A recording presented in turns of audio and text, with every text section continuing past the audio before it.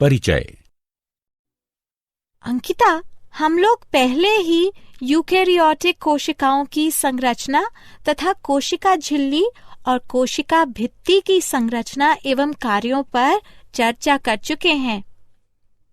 हाँ, और अब हम अंतःझिल्लिका तंत्रों की संरचना पर चर्चा करेंगे। ठीक है, हम लोग अंतःप्रद्व्ययी जालिका अर्थात एंडोप्लाज्मिक रेटिकुलम, गोल्जी तंत्र, लयनकाय रक्तिकाएं, सूत्र कणिकाएं, माइटोकॉन्ड्रिया, लवक अथवा राइबोसोम की संरचना का भी पर्यवेक्षण करेंगे। तो आओ इन पर चर्चा शुरू करें।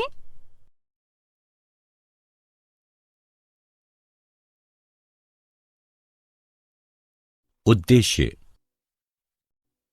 इस पाठ के अंत में आप निम्न करने में सक्षम हो जाएंगे: अंतःझिल्लिका तंत्र की विशेषता का पता लगाना, अंतःप्रद्रव्ययी जालिका की विशेषता का पता लगाना, गोल्जी तंत्र की विशेषताओं को आत्मसात करना, लयनकाय की विशेषताओं का पता लगाना, रिक्तिकाओं के स्वरूप का पता लगाना, सूत्र कणिकाओं की विशेषताओं का पता लगाना, लवक के स्वभाव को समझना, राइबोसोम की विशेषताओं का पता लगाना। अंतःझिल्लिका तंत्र की विशेषता। झिल्लियों का एक ऐसा परस्पर संबंध तंत्र, इसको साइटोमेम्ब्रेन तंत्र भी कहा जाता है, जो कोशिका के आंतरिक भाग को भरता एवं कोशिका घेरे को दोहरी झिल्ली युक्त अंगकों यथा केंद्रक, लवक एवं सूत्र कणिकाओं से जोड़ता है। द्विसतही फास्फोलिपिड आंतरिक एवं बाह्य झिल्लियों के लिए आधार गठन का कार्य करती है।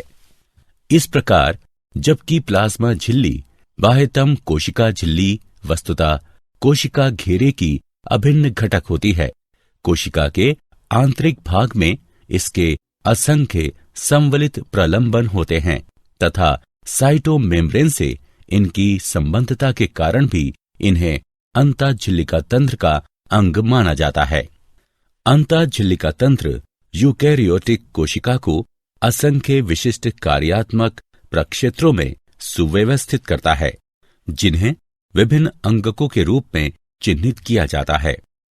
अंतःझिल्लिका द्वारा व्युत्पन्न पादप कोशिका के प्रमुख अंगक हैं अंतःप्रद्रव्ययी जालिका अर्थात एंडोप्लाज्मिक रेटिकुलम यानी ER, गोल्जिकाय, परऑक्सीसोम, रसधानी, इंडोसोम, ऑटोफेगोसोम, बाह्य केंद्रक आवरण।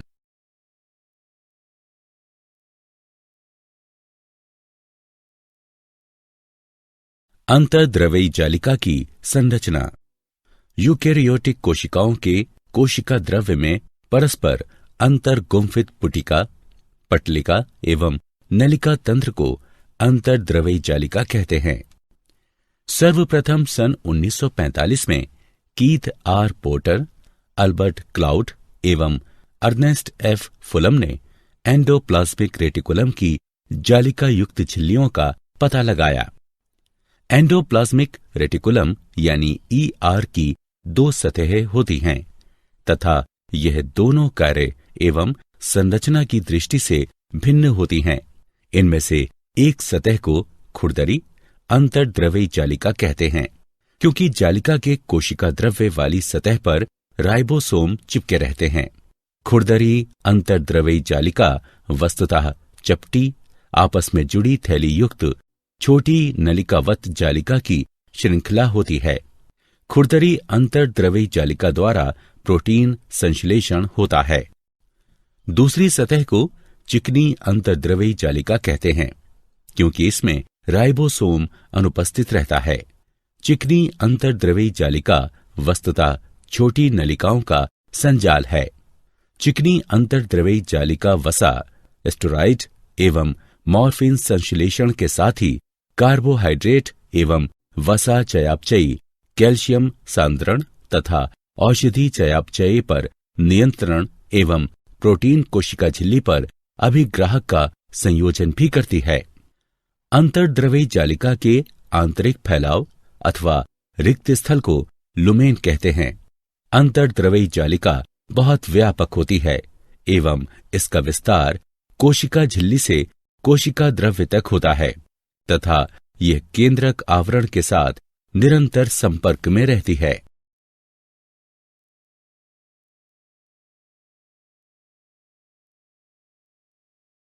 गोल्जी उपकरण की विशेषताएं।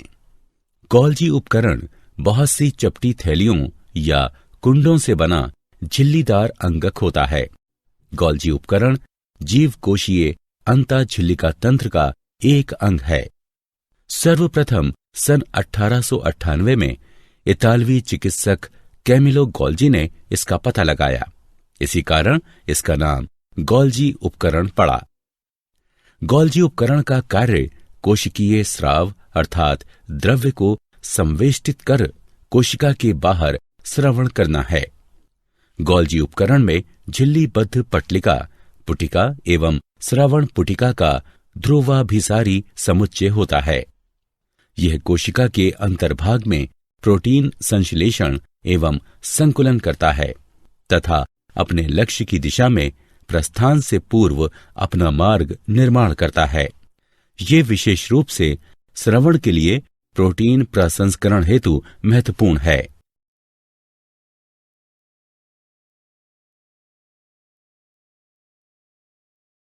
लयनकाय यानी लाइसोसोम का गुणधर्म।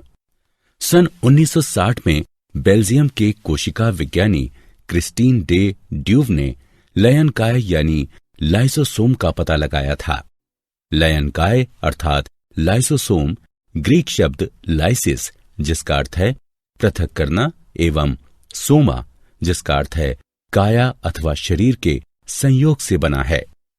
लयनकाय के स्वलयन गुण के कारण कोशिका जीव विज्ञानी अक्सर इन्हें आत्महत्या की थैलियां उपनाम से अभिहित करते रहे हैं। लयनकाय अर्थात लाइसोसोम कोशिकीय अंगक है जिनमें अपशिष्ट पदार्थों एवं कोशिकीय कचरे को अपघटित करने वाले अम्लीय जल अपघटकीय किण्वक एंजाइम होते हैं। इन्हें कोशिका का उदरबीज कहा जा सकता है। यह पशु कोशिकाओं में पाए जाते हैं जबकि खमीर तथा पादपों में यही कार्य अपघट्य राजधानी द्वारा निष्पन्न होता है। लयनकाय अतिरिक्त अथवा क्लांत अंगकों तथा अन्य कणों को पचाता है एवं विषाणुओं अथवा जीवाणुओं का परिग्रहण करता है। लयनकाय के चारों ओर झिल्ली होती है जो अपेक्षित 4.5 pH पर पाचक किण्वकों यानी एंजाइम को कार्य की अनुमति देती है। गोल्जी उपकरण के प्रारंभिक इंडोसोम के साथ जल अपघटकीय किण्वकों यानी एंजाइम के संयोजन से इनका निर्माण होता है। राजधानी के साथ लयनकाय द्रवण करते हैं तथा राजधानी में अपने किण्वकों यानी एंजाइम का पृथक्करण कर उनमें उपस्थित पदार्थों का पाचन करते हैं।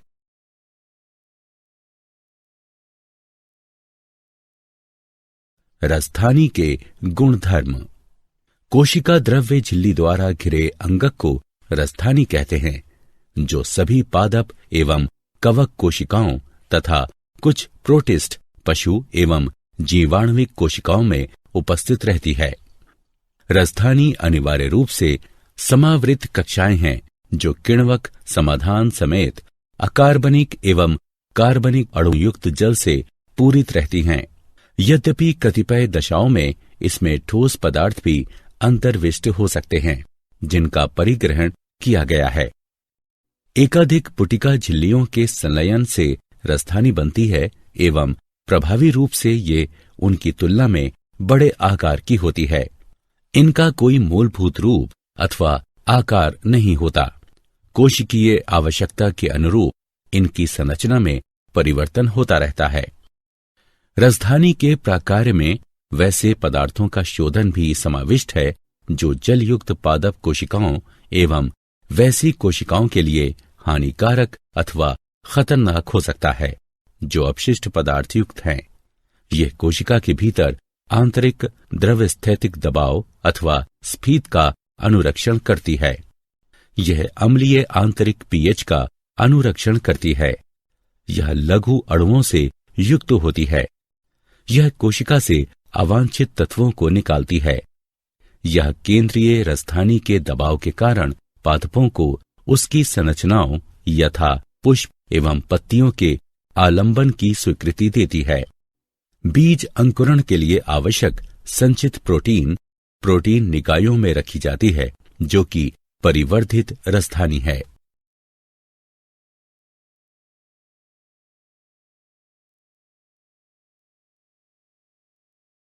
सूत्र कणिका माइटोकॉन्ड्रिया का गुणधर्म। सूत्र कणिका अर्थात माइटोकॉन्ड्रिया झिल्लीबद्ध अंगक है तथा केंद्रक की तरह इसमें भी दोहरी झिल्ली होती है। इनका आकार लगभग जीवाणु जितना होता है, परंतु कोशिका के प्रकारानुरूप इसकी आकृति भिन्न हो सकती है।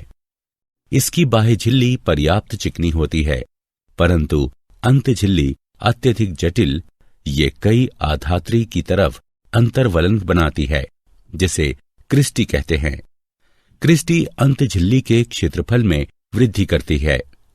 ये क्रिस्टी पर निर्भर है कि वह कोशिका के प्राथमिक ऊर्जा स्रोत यानी एटीपी के उत्पादन के लिए खाद्य यानी शर्करा का ऑक्सीजन के साथ संयोजन करे। सूत्र कणिकाओं का अपना डीएनए एवं राइबोसोम होता है। माइटोकॉन्ड्रिया अर्थात सूत्र कणिकाएं कोशिका को स्थानांतरण, विभाजन, स्रावी पदार्थ का उत्पादन, अल्पावधिक संकुचन हेतु आवश्यक ऊर्जा उपलब्ध कराती हैं। सूत्र कणिकाओं को कोशिका का शक्ति केंद्र भी कहते हैं।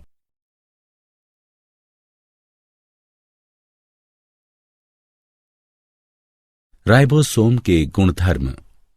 सन 1953 में जॉर्ज पैलेट ने इलेक्ट्रॉन सूक्ष्मदर्शी द्वारा सघन कणिकामय संरचना का पता लगाया था।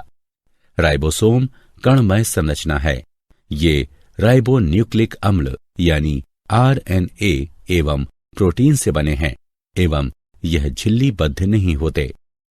यूकैरियोटिक राइबोसोम 80S तथा प्रोकैरियोटिक राइबोसोम 70S प्रकार के होते हैं। यहाँ पर S स्वेडबर्ग इकाई है, जो अवसादन गुणांक को प्रदर्शित करता है। यह आकार एवं घनत्व को व्यक्त करता है। 70S एवं 80S अर्थात दोनों राइबोसोम दो उप इकाइयों से बने होते हैं। राइबोसोम अंतःप्रदवीय जालिका की बाह्य झिल्ली से भी जुड़े होते हैं। राइबोसोम प्रोटीन संश्लेषण में भाग लेते हैं।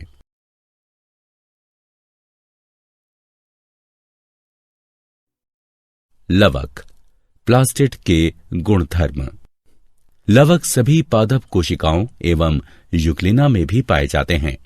ये आकार में बड़े होने के कारण सूक्ष्मदर्शी द्वारा आसानी से देखे जा सकते हैं। इनमें कुछ विशिष्ट प्रकार के वर्णक होते हैं, जिस कारण पौधे भिन्न भिन्न रंग के दिखाई पड़ते हैं। उपस्थित वर्णकों के आधार पर लवक 3 प्रकार के हो सकते हैं: हरित लवक, वर्णी लवक एवं अवर्णी लवक।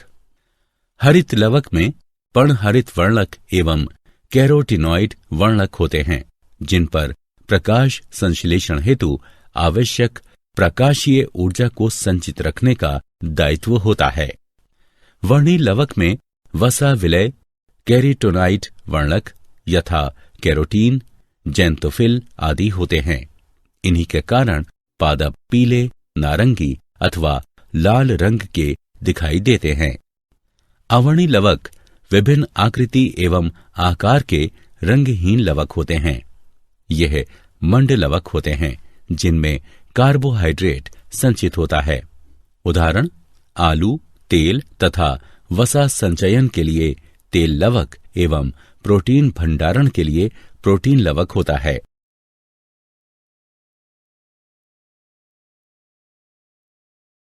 हरित लवक के गुणधर्म।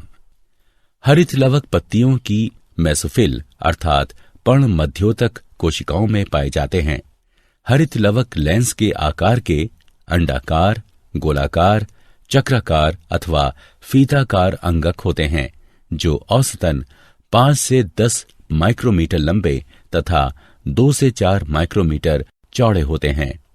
क्लेमाइडोमोनास में प्रति कोशिका एक हरित लवक हो सकती है, जबकि हरित शैवाल में प्रति कोशिका इनकी संख्या 20 से 40 तक हो सकती है। हरित लवक द्विझिल्लिका युक्त होते हैं। आंतरिक लवक झिल्ली अपेक्षाकृत कम पारगम्य होती है। हरित लवक की आंतरिक झिल्ली द्वारा सीमित अथवा घेरे गए स्थान को पीठिका यानी स्ट्रोमा कहते हैं। पीठिका में चपटी झिल्ली युक्त थैली जैसी संरचना संगठित रहती है, जिसे थाइलेकोइड कहते हैं। थाइलेकोइड सिक्कों के चट्टों की भांति ढेर के रूप में मिलते हैं, जिन्हें ग्रेना कहा जाता है। कई चपटी झिल्ली जैसी नलिकाएं जो ग्रेना के विभिन्न थाइलेकोइड को संयोजित करती है, उन्हें पीठिका पट्टिलिकाएं कहते हैं। थाइलेकोइड की झिल्ली द्वारा घेरे गए रिक्त स्थान को अवकाशिका कहते हैं। हरित लवक की पीठिका में कार्बोहाइड्रेट, प्रोटीन, द्विलड़ी वृत्ताकार डीएनए एवं राइबोसोम 70S होते हैं। थाइलेकोइड में पर्णहरित वर्णक होते हैं।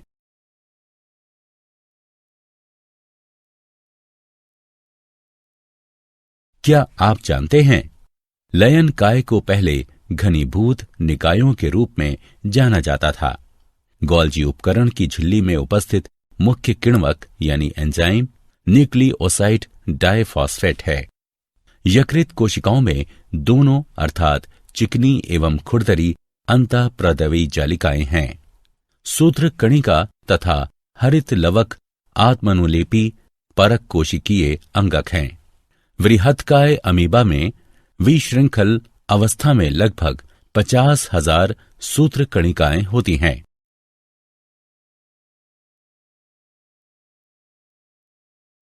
सारांश। आइए हमने जो कुछ सीखा है उसे संक्षेप में दोहराएं। चिकनी अंतरप्रदवी जालिका मुख्य रूप से उन कोशिकाओं में पाई जाती हैं जो सक्रिय रूप से वसा चयापचय में संलग्न रहती हैं।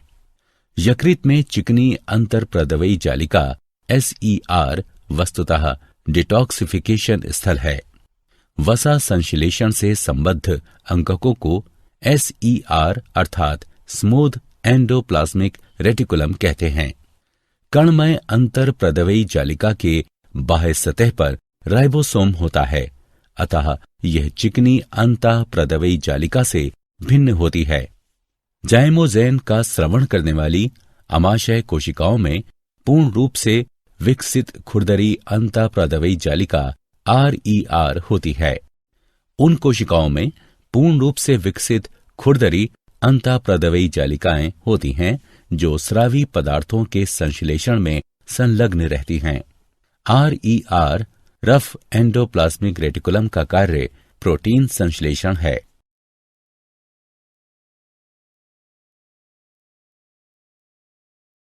खुरदरी अंतरप्रदवी जालिका RER राइबोसोम की उपस्थिति के कारण चिकनी अंतरप्रदवी जालिका SER से भिन्न होती है।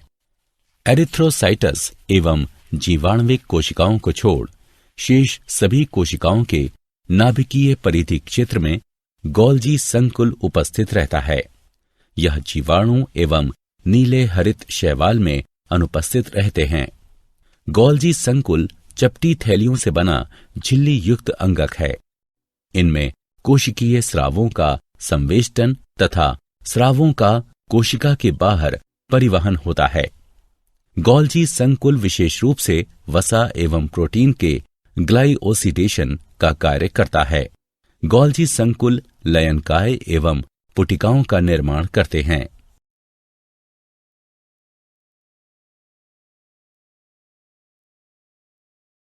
ETC गोल्जी संकुल का एक अवयव है। गोल्जी काय प्रोटीन संवेष्टन एवं कोशिका झिल्लियों के रूपांतरण से संबंध रहता है। गोल्जी संकुल कोशिका का निर्यात, प्रतिष्ठान अथवा निर्यात घर है। लयन काय की खोज डे ड्यूव ने की थी। इन्हें ऐसा इसलिए कहा जाता है क्योंकि इनमें कार्बो ऑक्सीलेटिंग किण्वक यानी एंजाइम होते हैं। लयन काय गोल्जी काय में निर्मित होते हैं। लयन काय को आत्मघाती थैली भी कहा जाता है क्योंकि इसमें जल अपघटकीय किण्वक होते हैं जो अम्लीय pH 5 परिस्थितियों में सक्रिय होते हैं।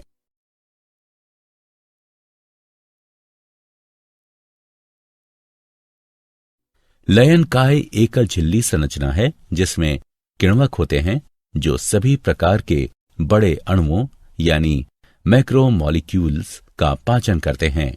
लयन काय में दोहरी झिल्ली अथवा इकाई झिल्ली अनुपस्थित रहती है।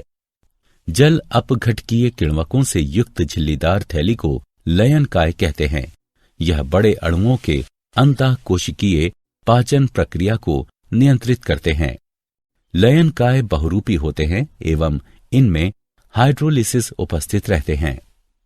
लयन काय अन्य अंककों की संख्या घटाने में सक्षम हैं। लयन कायों से स्वलयन जुड़े होते हैं। यदि किसी कोशिका में लयन काय फटता है तो वो कोशिका मर जाती है। कोशिकीय पदार्थों का विघटन ही लयन काय का प्रकार्य है। बाह्य कोशिकीय एवं अंतःकोशिकीय पाचन।